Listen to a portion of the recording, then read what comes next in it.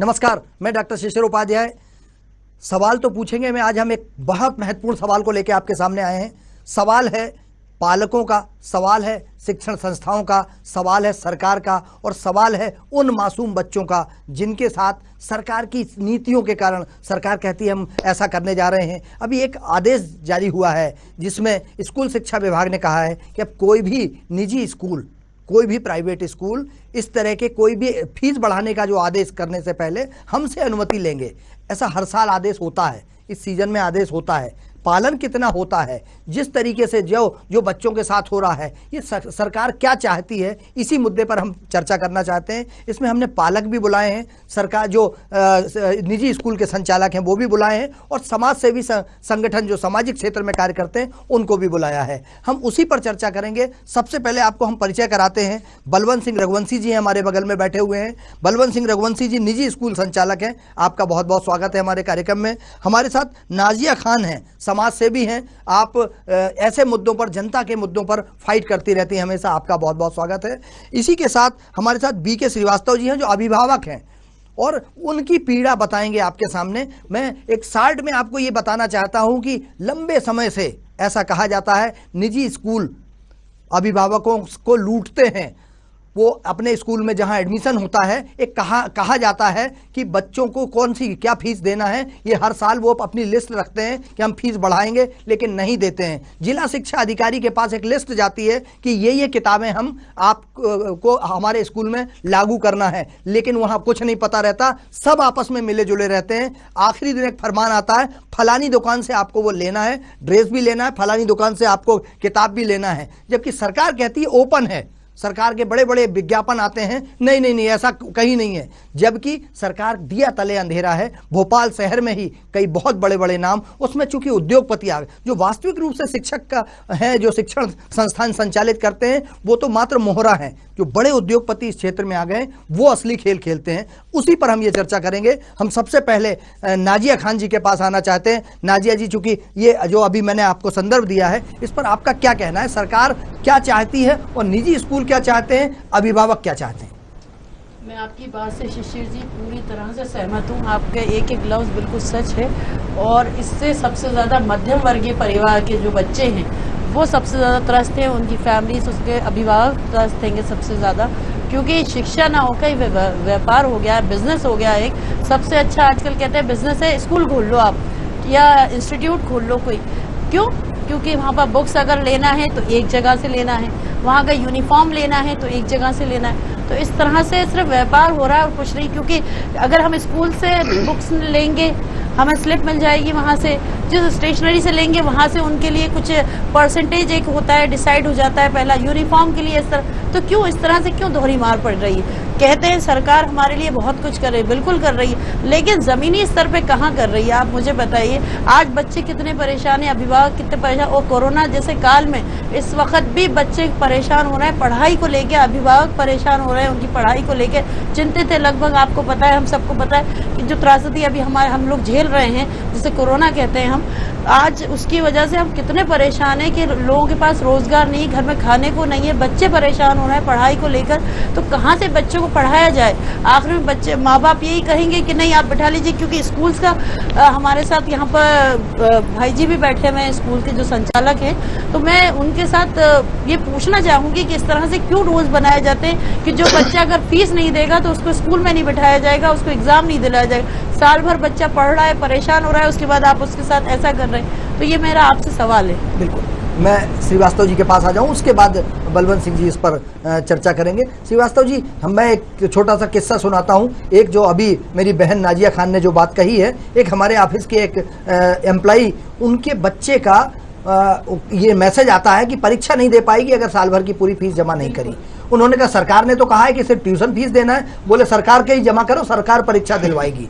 ऐसी हिटलर साहिब जैसी बातें उन्होंने उस जिस ऑफिस में वो नौकरी करती थी उस ऑफिस से एडवांस लिया। उन्होंने एडवांस लेके उन्होंने 30,000 रुपए जाके वहां जमा किए। कहीं सरकार, कहीं कोर्ट, कहीं न्यायालय, कहीं कोई कुछ नहीं कर पाया, क्योंकि उनके बच्चे का कैरियर का सवाल था, भविष्य का सवाल था। कोई भी एक साल बर्बाद नहीं करना चाहता। ऐसी स्थिति क्यों बनती है? शिशिर जी, मैं अभिभावक कल्याण संघ मध्य प्रदेश का प्रदेश सचिव भी हूं और प्रतिदिन हम लोगों के पास, जैसा आपने बताया, इस तरीके की बहुत सारी शिकायतें आती रहती हैं और शासन ने जो आदेश जारी किए हैं, यहाँ तक कि माननीय उच्च न्यायालय ने भी अपना निर्णय दिया हुआ है, जिस निर्णय में 3 मुख्य बिंदु सामने आए कि कोई भी विद्यालय अपनी शुल्क संरचना में छेड़खानी नहीं करेगा और शुल्क नहीं बढ़ा सकता, शुल्क वृद्धि नहीं कर सकता है। दूसरी बात ये बोली गई उस न्यायालय के आदेश में कि मात्र ट्यूशन फीस लेने का अधिकार होगा।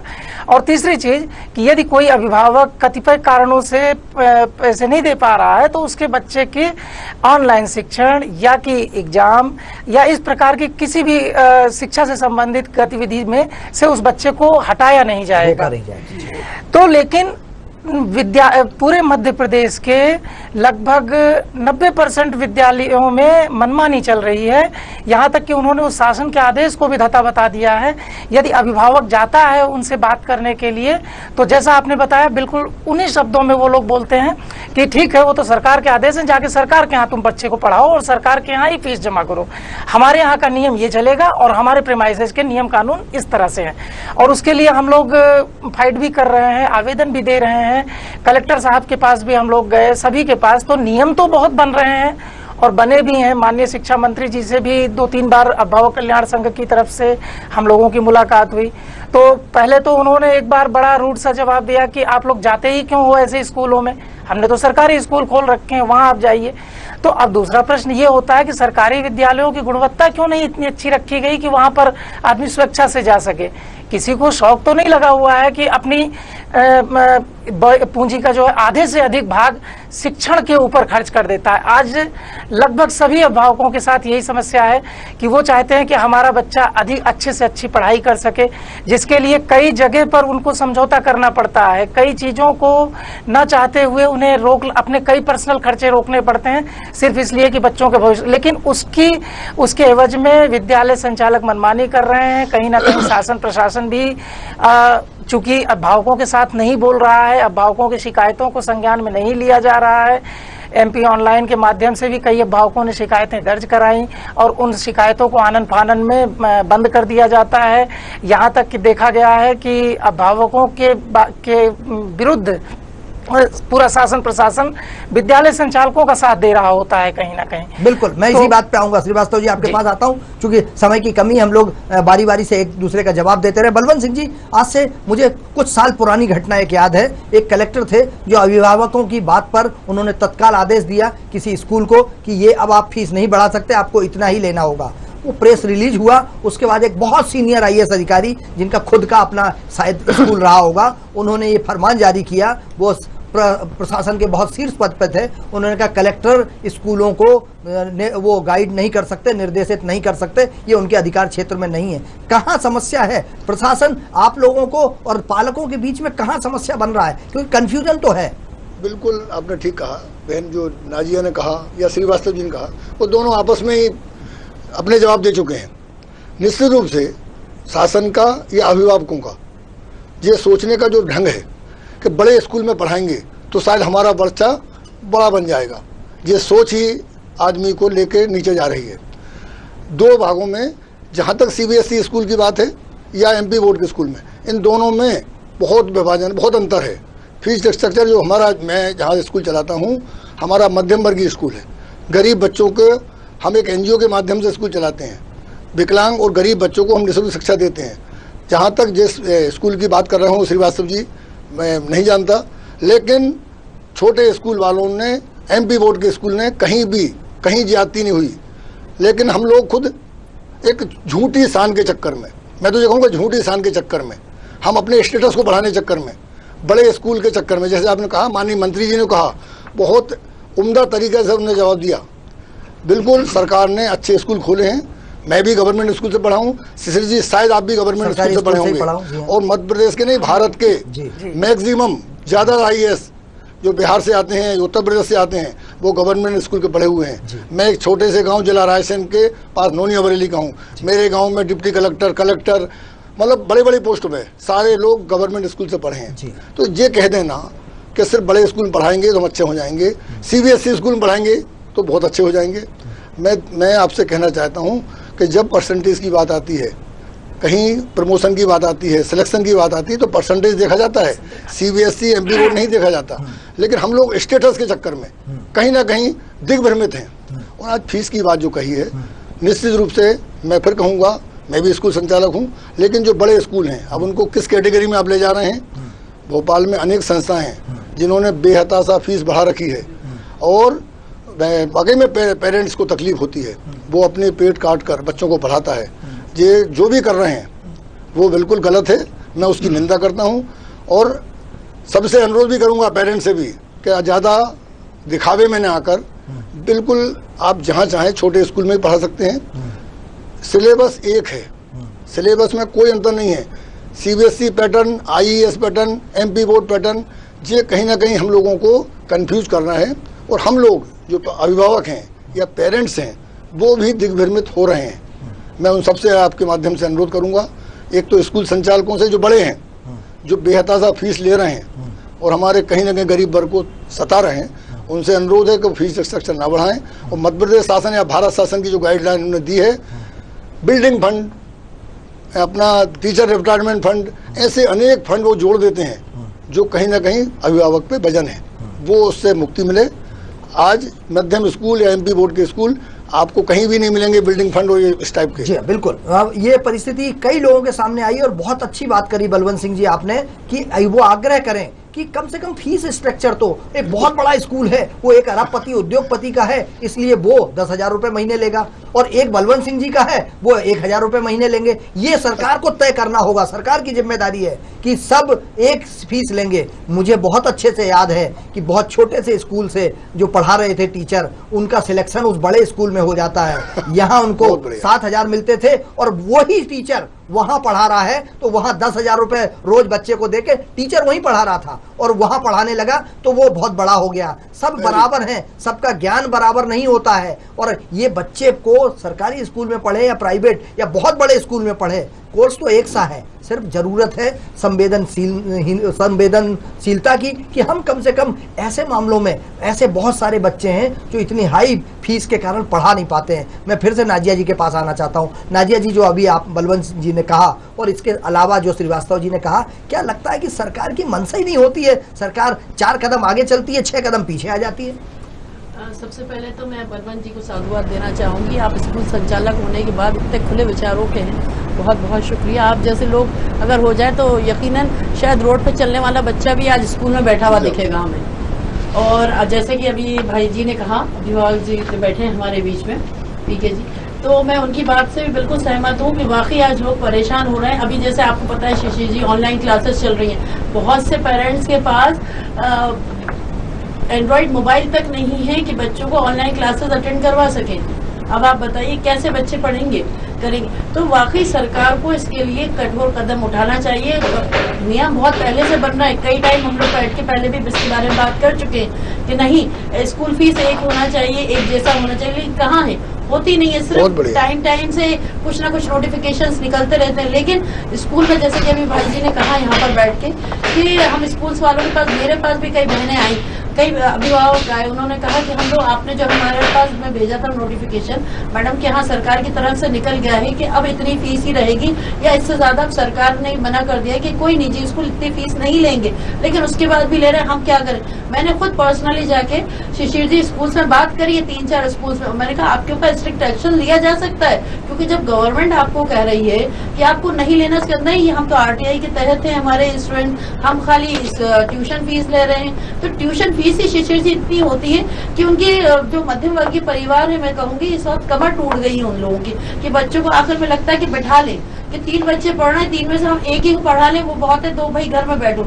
इस वक्त की हालत ये हो गई, बहुत अफसोस होता है कहते हुए शिक्षा को लोगों ने व्यापार बना के रखा हुआ है, जो बहुत शर्मिंदगी की बात है। आज हमारे मुख्यमंत्री जी या हमारे प्रधानमंत्री जी सब ये बोलते हैं कि शिक्षा हो, बेटी हो, सारी चीजों, लेकिन कहाँ है ये सारी चीजें? आप बताइए, उसका तो मजाक बन के रह जाएगा। ऊपर उन्होंने ऐलान कर दिया हम सबके लिए, लेकिन जो जमीनी स्तर पे काम हो रहा है उसको वाकई देखना चाहिए कि वो कितना सक्रियता से काम हो रहा है। सिर्फ ये मजाक बन के रह गया और इसमें पिसरा है कौन? मध्यम वर्गीय परिवार, निचले वर्गीय परिवार, जो वाकई चाहते हैं बच्चे पढ़े।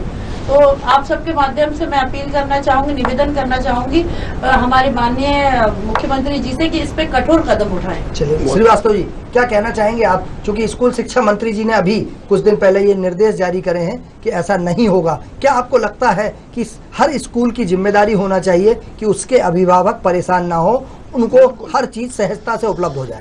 निश्चित रूप से, क्योंकि वो एक भारी भरकम रकम चार्ज कर रहे हैं अभिभावकों से, तो निश्चित रूप से वो एक सेवा देने के लिए उन्होंने ये रकम तय की हुई है।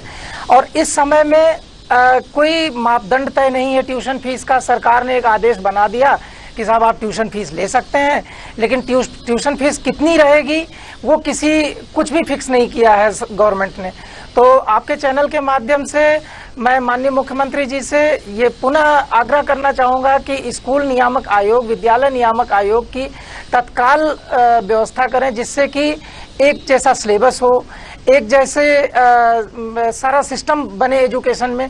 लोग ऐसे स्कूलों के चक्कर ना काटें, जब एक जैसी किताबें होंगी, एक जैसी गणवेश होंगे, यूनिफॉर्म होगी और एक जैसा लेवल होगा, हर प्रकार से कहीं ना कहीं एक समानता दिखाई देगी, जो कि स्कूल नियामक आयोग के आ जाने के बाद संभव दिख रहा है। अभी क्या हो रहा है, जैसे बलवंत जी से की बात सुनकर मुझे बहुत अच्छा लगा और मुझे प्रसन्नता भी हुई कि इस प्रकार के भी विद्यालय संचालक हमारे बीच में उपस्थित हैं। वाकई में इनके प्रति मेरा बहुत सम्मान बढ़ गया इनकी बातें सुनने के बाद। और जहां मैं सारे विद्यालय संचालकों को एक अलग नजरिए से देख रहा था, तो अभी मेरे नजरिए में थोड़ा सा परिवर्तन अवश्य हुआ है। बट फिर भी अभी क्या है कि ज्यादातर विद्यालय संचालक जो बहुत बड़े लेवल पर विद्यालय को अपने चला रहे हैं, जिनके एक ही विद्यालय की शहर में 3-3, 4-4 जगह पर ब्रांच चल रही है, वो वास्तव में विद्यालय चला ही नहीं रहे हैं। वो चला रहे हैं एक दुकान, और एक दुकानदार जिस तरीके से व्यवहार करता है उस तरीके से वो व्यवहार कर रहे हैं। और जैसे कि एक कसाई होता है जिसको बधिक भी हम कहते हैं, वो मजबूर होता है अपनी आजीविका चलाने के लिए, अपने घर परिवार का खर्चा चलाने के लिए वो जानवरों का वध करता है। तो लेकिन वो भी, उसके अंदर भी इतनी मानवता होती है कि उसका जो जानवर बीमार होता है या कमजोर होता है उसको वो छोड़ देता है। लेकिन यहाँ स्कूल संचालक बधिक से भी अधिक निरंकुश हो गए हैं और उनका बस चले तो वो लोगों से घर के गहने जेवर तक बिकवा करके फीस भरवाने के लिए तैयारी कर चुके हैं। यहाँ तक कि अगर हमारे एक मित्र हैं, उनका बच्चा जिस विद्यालय में पढ़ता है, नाम नहीं लेना चाहूँगा विद्यालय का, लेकिन वो जब गए और वहाँ विद्यालय पर उन्होंने बोला कि मेरे साथ वास्तव में ऐसी दुर्घटना हो गई, मैं आर्थिक रूप से विपन्न हो चुका हूँ और मुझे अभी आर्थिक संरक्षण की सरकार द्वारा, विद्यालय द्वारा, मित्रों द्वारा, संबंधियों द्वारा, सभी से मुझे आवश्यकता है, तो मैं अपनी अंगूठी बेच करके ये थोड़ी बहुत राशि लाया हूँ, कृपया इसको ले लीजिए और मेरे बच्चे की ऑनलाइन पढ़ाई मत रोकिए। तो विद्यालय संचालक का ये जवाब था कि आपने तो केवल अंगूठी बेची है, बहुत लोगों ने तो मकान बेच दिए हैं अपने, आप अपना मकान बेच करके ले आओ लेकिन फीस दो। और इस प्रकार की बातें हो रही हैं और इसमें सरकार का मौन धारण किए रहना कहीं ना कहीं ये साबित करता है कि सरकार भी उनके साथ खड़ी है। बिल्कुल, बहुत बड़ी बात आपने कही है श्रीवास्तव जी। कसाई से ज्यादा निर्मोही और निर्दयी हो गए हैं कुछ ऐसे स्कूल संस्थान। और ये जो आपने किस्सा सुनाया, मुझे लगता है सरकार, अगर मध्य प्रदेश के माननीय मुख्यमंत्री जी बहुत सहृदय हैं, स्कूल शिक्षा मंत्री बहुत सज्जन और सहृदय हैं, उन तक अगर ये बात पहुंचे तो कम से कम ऐसे संस्थानों पर तो कार्रवाई करना चाहिए। जिला शिक्षा अधिकारी या स्कूल शिक्षा विभाग का अमला क्या करता है, क्यों नहीं ऐसे लोगों को न्याय दिलवाता, जबकि एक लाइन का आदेश है, फीस के कारण किसी की परीक्षा नहीं रोकी जाएगी, पढ़ाई नहीं रोकी जाएगी। लेकिन क्यों ऐसा होता है, कहाँ हैं, क्यों ऐसा हो रहा है, क्यों आंख पर पट्टी बांधकर बैठे हुए हैं? बलवंत जी, क्योंकि आपने बहुत अच्छी बात कही है, आपको क्या लगता है कि सरकार से आप क्या अपेक्षा करते हैं? सरकार किस हद तक ऐसा कुछ करे कि कम से कम एक सा वातावरण हो जाए? हम कहते हैं एक देश एक टैक्स होता है, तो जी, तो ऐसा अगर है तो क्यों नहीं उस पर कार्रवाई की जाती? जी बहुत बढ़िया बात आपने कही है, बिल्कुल ये होना चाहिए। एक कोर्स तो एक जैसा है, लगभग एक जैसा है। जी। कहीं ना कहीं जो बड़े संस्थान हैं, फिर मैं वही बात कहूँगा, वो कुछ पुस्तकें अपने मन मर्जी से जो कोर्स से हटकर है वो जोड़ देते हैं। तो चूंकि अभिभावक उस चीज़ को समझ नहीं पाता, ये अभिभावक प्रभाव में रहता है, बड़े स्कूल में अपन विरोध करेंगे, हमारे बच्चों को निकाल दिया जाएगा। सबसे बड़ी कमी अभिभावक की मानता हूँ मैं। सरकार को दोष दे देना बहुत सरल चीज़ है, हर चीज़ में सरकार कहाँ कहाँ जाएगी, लेकिन जो हम घटित होते देख रहे हैं उसके खिलाफ हमको खड़ा होना पड़ेगा। आज सबसे बड़ी समस्या वही है कि मेरे बच्चों को निकाल दिया जाएगा, फिर क्या होगा। मैं कहता हूँ लाखों स्कूल हैं भोपाल में, और मेरे स्कूल में, मैं एमपी बोर्ड का हूँ, मेरे स्कूल में बड़े बड़े सीबीएसई स्कूल के बच्चे आए, मैं नाम नहीं लूँगा, कई अनेक बच्चे आए हैं और अच्छे परसेंटेज बना के निकले हैं। क्योंकि एक भावना बन गई ना, इंग्लिश मीडियम और एक उत्तर भारत की एक टेंडेंसी बन गई है कि जिसको हिंदी ना आती हो वो इंग्लिश अच्छी जानता है। ये जो भावना हमारे अंदर हो गई है, ये कहीं ना कहीं हम लोगों को दुखित कर रही है, अभिभावक को। मैं सबसे अनुरोध करूंगा आपके माध्यम से, माननीय मंत्री जी के बारे में आपने कहा, परमार साहब एक आरएसएस पृष्ठभूमि के हैं, जमीनी स्तर के व्यक्ति हैं, शिक्षा को सुधारने का उन्होंने बीड़ा उठाया है। भारत के प्रधानमंत्री ने अभी कहा है कि हम छोटी क्लासों से संस्कृत शुरू करेंगे। कल ही हमारा, मैं एक संस्कृत भारतीय समिति का आयोजक सदस्य हूँ, कल रविंद्र भवन में हमारा संस्कृत बढ़ाओ का एक कार्यक्रम है 10 मार्च को रविंद्र भवन में। तो हम लोग उस दिशा में भी जा रहे हैं, और भारत शासन या मध्य प्रदेश शासन कहीं ना कहीं जो भाषा की जननी है संस्कृत, हम भूल चुके हैं। आज मैं नहीं जानता, शायद श्रीवास्तव जी को संस्कृत आती होगी, या बहन नाजिया को आती होगी, या मुझे बहुत अच्छी आती हो, लेकिन सरकार ने जो भी कदम उठाए हैं वो कहीं ना कहीं अभिभावकों के, इस देश के हित में हैं। मैं उसकी तारीफ करता हूँ। और दूसरी बात वही कि जो एमपी बोर्ड और सीबीएसई बोर्ड के बीच में जो डिफरेंस है उसको सरकार को बराबर लाना चाहिए।